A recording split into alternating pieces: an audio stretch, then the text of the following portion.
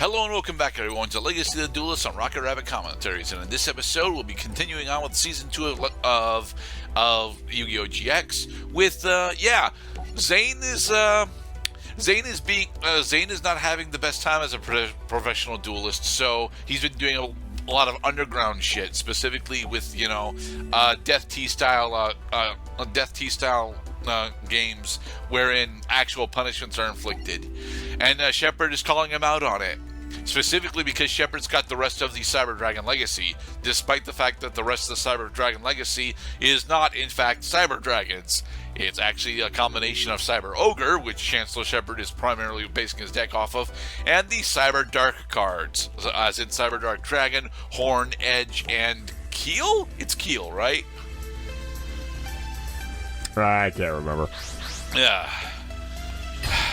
Look, the Cyber Dark monsters are fucking terrible. And even with the retrain that they got semi-recently, they are still just objectively worse than the normal Cyber Dragon stuff.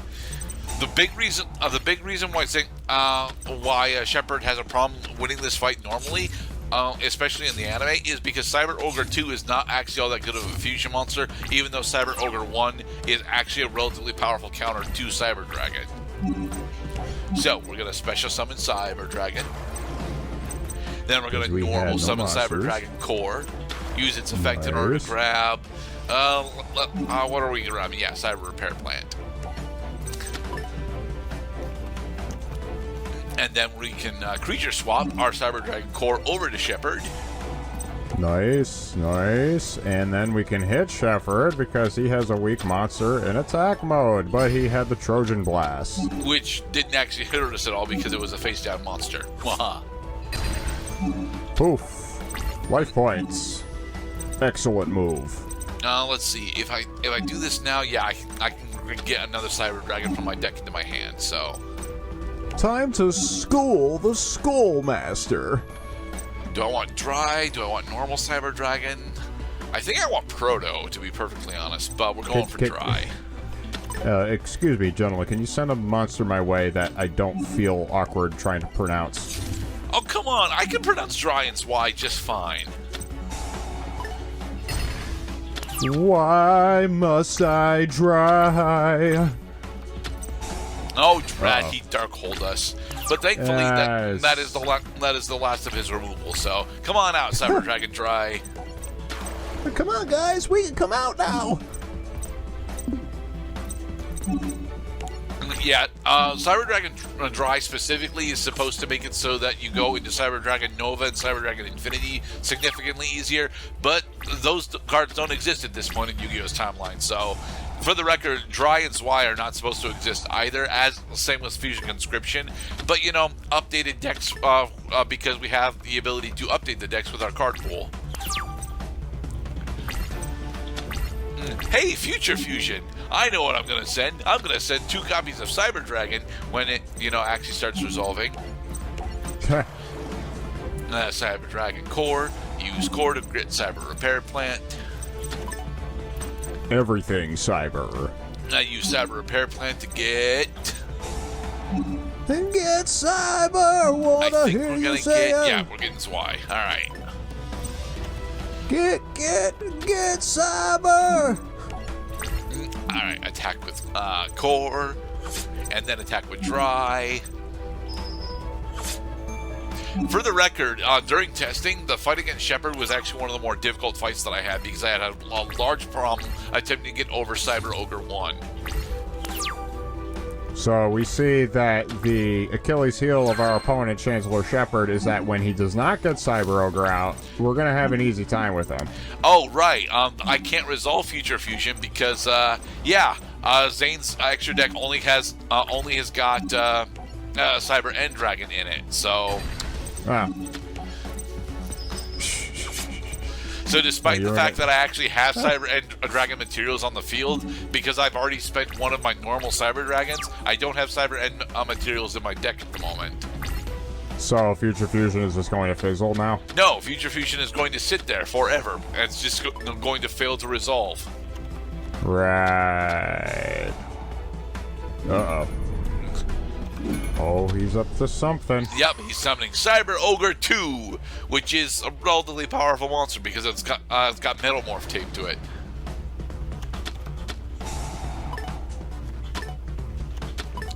Oh boy. Oh boy. And he's going to summon another Cyber Ogre 2, which is a very powerful monster because it has Metal Morph taped to it. I'm seeing double. So we're about to get whacked pretty hard here. Yep. Okay, that hurt. So if we could just get polymerization, we would actually be fine. But ooh, there's a photon generator unit. And we got the Cyber Laser Dragon, the Photon Generator unit summons. Okay. But we don't have 2 Cyber Dragons. Yeah, we do. Nice. The thing is, going into Cyber Laser Dragon, although it would be relatively nice to take down one of his Cyber Ogre 2s, it's not going to take down them both. I have to activate Cyber Dragon's Way, reveal Photon Generator unit. Now it's a Cyber Dragon monster, so that I can use Photon Generator unit, sacrificing both of my Cyber Dragons in order to bring out a Cyber Laser Dragon from my hand. Yeah, and as Annotations Gerdat mentions here, this will be the only time that I actually use Cyber Laser Dragon, simply because it's significantly worse than Cyber Twin. Select a monster to destroy. Okay, well, we have simplified the situation. He has no cards in his hand right now and only 400 life points. So all we gotta do... But unless we manage to bring out Cyber End Dragon, we don't have anything that will actually take down... Wait. Tribute. Well, it's on the field of gray. Okay, so we got a Cyber Dragon out. Tribute it. And then summon a Cyber Barrier Dragon from the deck. I vaguely remember what Cyber Barrier Dragon does. It's a barrier. What in the world is he doing with Cyberstein? No, he's trying to bring out Cyber Ogre 2, because that is, Cyber Ogre 2 is just that powerful. If you use it specifically, if you use Cyberstein with Cyber Ogre 2 alongside Megamorph, you can, in fact, OTK your opponent with that kind of combination. The opponent's next attack is negated, and he's going to negate the attack because he has to at least try. He loses nothing by trying. And now we switch it to defense mode, and he can't get through it. Yeah, he can. How? Metamorph. I know you mentioned that a couple times. Well, what is the stipulation with that again? Metamorph gives you half the opponent's... when you attack a monster, you get half the attack points of the monster that you are attacking. Yeah, I see. Well, it was a close game, but it looks like we're gonna have to burn Chancellor Shepard to the ground, along with the rest of his Duel Academy. I tried to summon Cyber End Dragon with Future Fusion, but unfortunately, I had already spent a Cyber Dragon, so I wasn't able to do it. Yeah. You might want to look in your Cyber deck. You might want to look in. I guess I said something even better than what I intended to say. Yes, you should look into your Cyber deck if you're running Cybers to make sure you know how to Cyber. Graceful Charity, what is he going to discard? Cyber Archfiend, okay. And Cyber Esper. Then I don't understand why he threw away an MST just to get Cyber Esper back. Well, because we don't have a back row yet. Okay, but... Okay, we're gonna Raigeki him. Why would we Raigeki him? We're gonna Raigeki him, and then we're gonna set a monster. I'm not gonna waste my Raigeki on fucking Cyber Esper, Mr. Cloud. Come on. Yeah, I guess this is why no kibitzing is allowed in Yu-Gi-Oh! Alright. Dust Tornado, his most recent one, yes. Yeah. You got that one guy who's just walking laps around the 2 people seated at the table so you can see their hands but not share information. Alright, what did we blow up? We blew up a By-Road Sacrifice. Yeah, Cyber Ogre has a specific trap card tied to it too. It's actually really cool.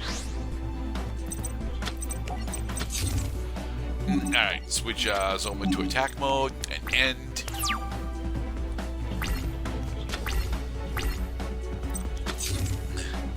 And this should be game. Yeah. Oh, yeah. Thank you, Guardian Sphinx. Have Guardian Sphinx hit him for 17. Zone of the Spirit hit him for 18. So he's down to 4,500. And then by setting Guardian Sphinx and one of our 2 Rocket Rabbit Mecha Bunnies, we can just kill him through battle damage next turn. Waha. Nice.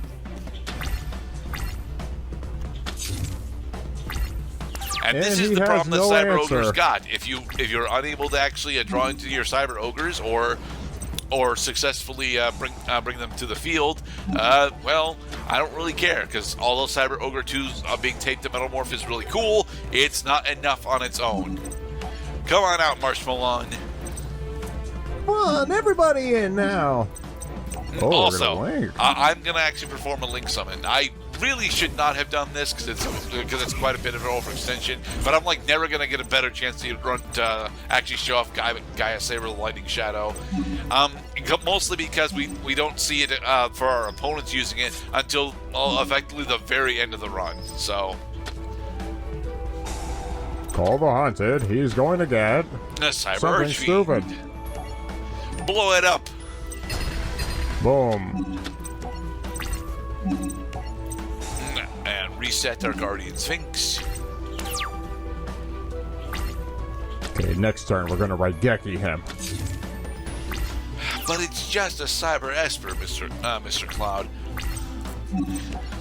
No, it belongs back in his hand. Mleh.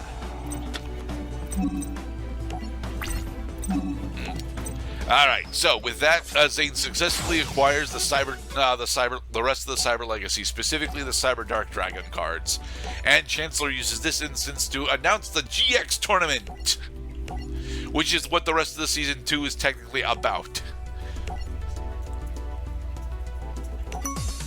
Like, season 2 of GX has got a lot of goddamn plot points floating around on it. All right, Chaz. This is where we actually start seeing what the Society of Light is up to. Sartorius uses the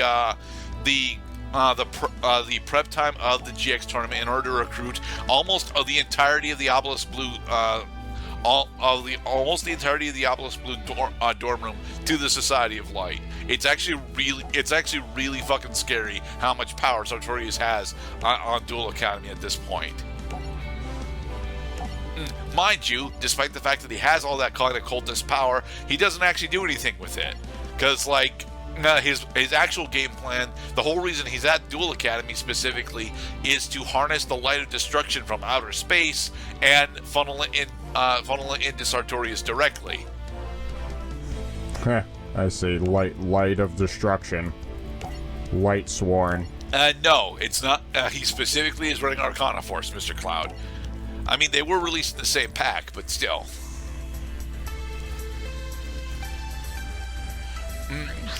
All right. Jaden Yuki versus Chaz Princeton. I hate this duel, but we will discuss that duel in the next part. Be safe, everybody.